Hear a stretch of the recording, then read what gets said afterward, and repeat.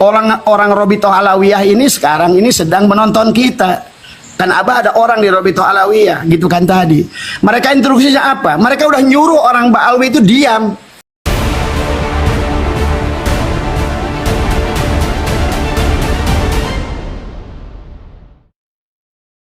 Namanya dia dijamin surga ini itu, maka saya akan keluar dari agama Muhammad. Itu seperti apa, Bah? Itu maksudnya itu.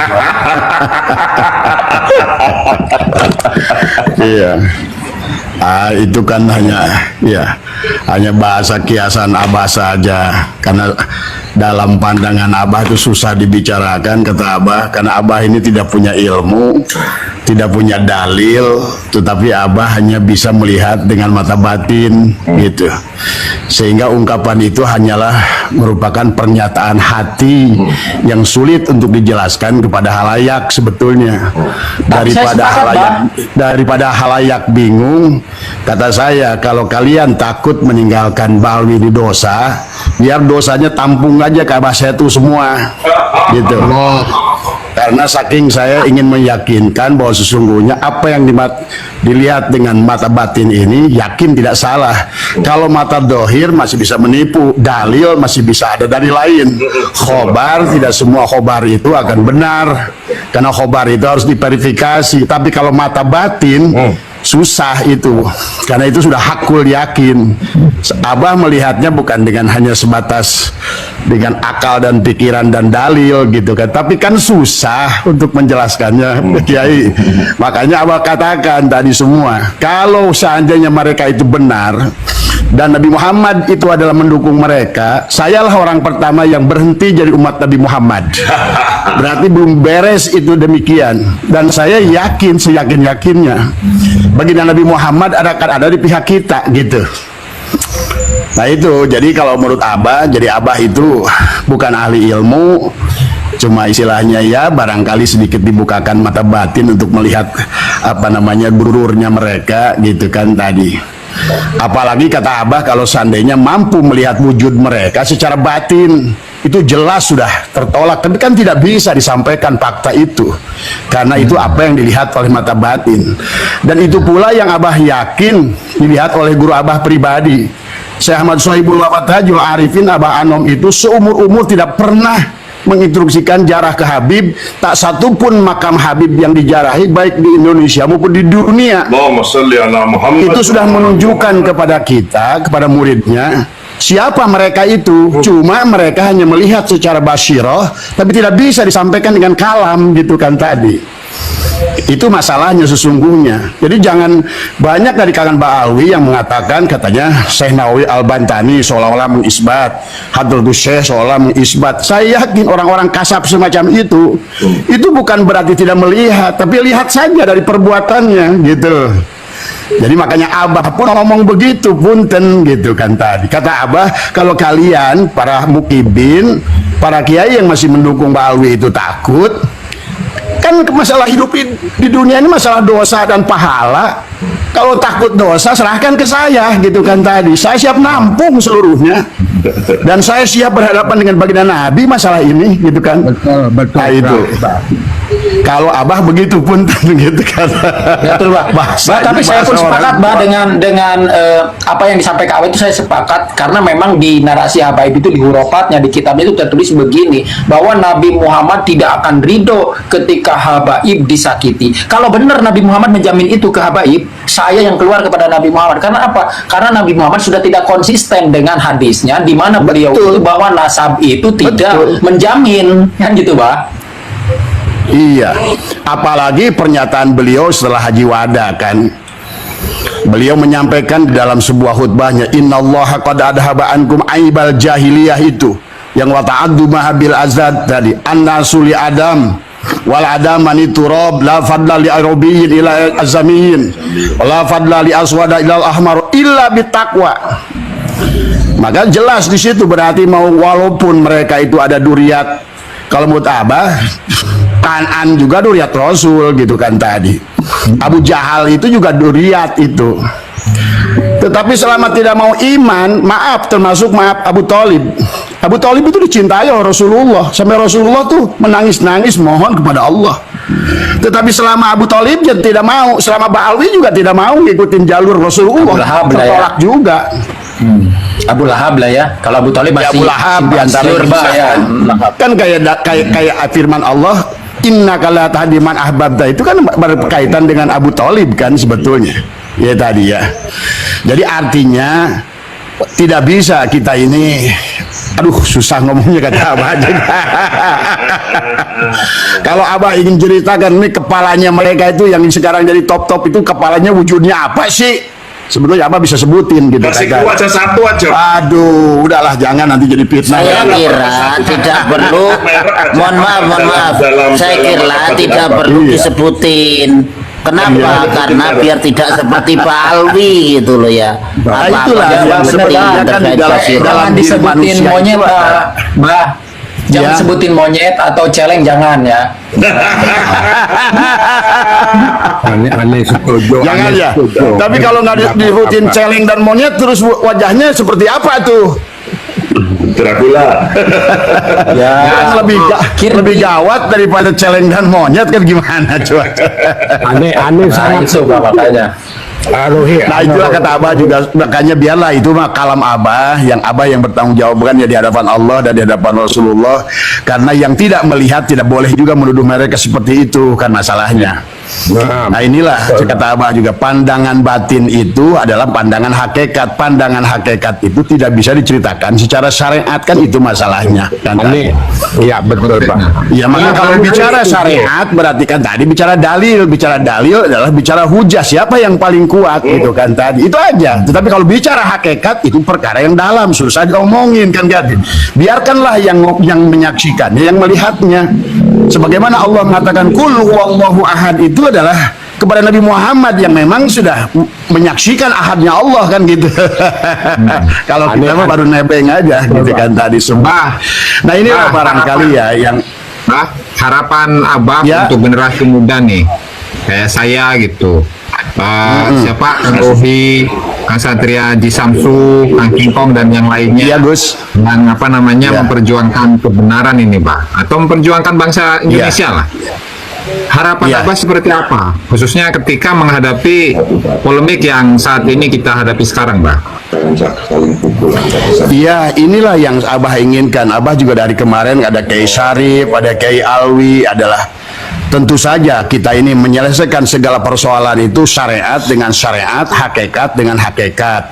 Nah, bicara dengan syariat berarti ikutin aturan syariat.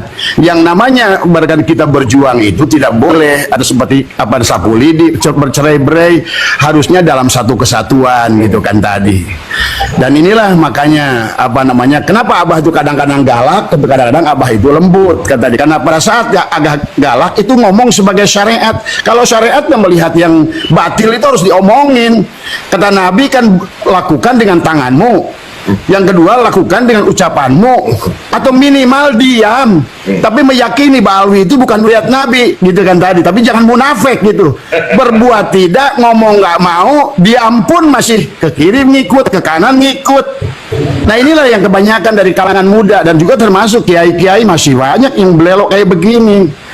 Makanya kenapa Abah itu menggelegar terus Gus Ajis gitu kan tadi.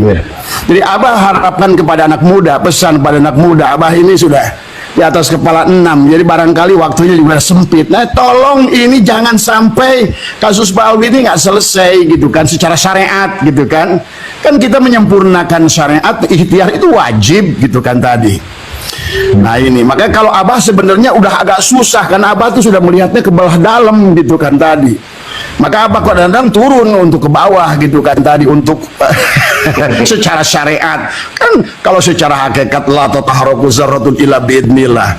Jadi kalau secara hakikat tegurannya keluar ke dalam, ke kita dan ke mereka kan gitu sebenarnya.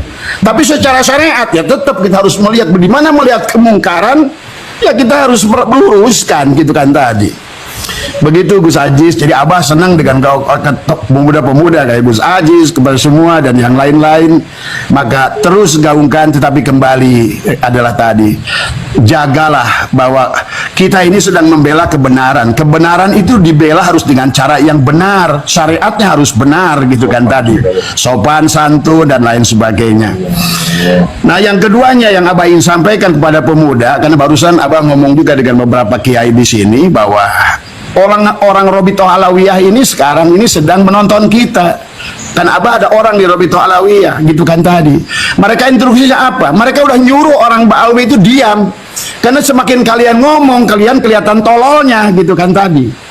Biarkan mereka yang berantem gitu kan tadi sendiri.